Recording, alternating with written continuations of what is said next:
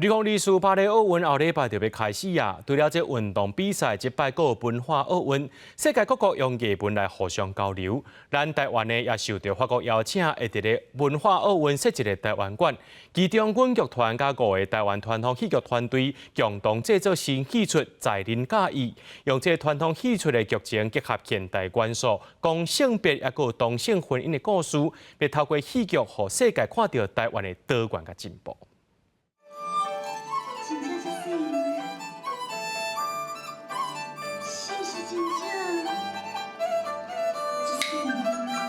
用传统戏剧比武就亲的剧情来讲同性婚姻的现代史，这是由阮剧团主导，参其他传统戏剧剧团共同创作的戏《在人假意》，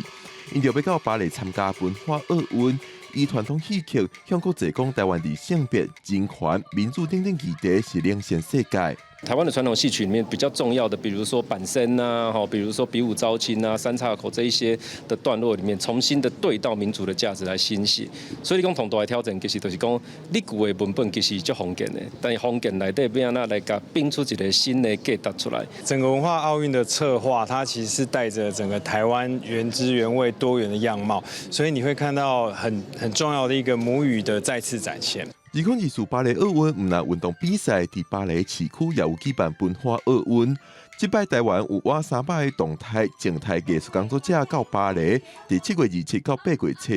10，15天的期间带来57场演出。一定互全世界来各国的人士留下真深刻的印象。我就代表台湾多元的文化，嘛是即摆奥运的精神，讲我平权、创新、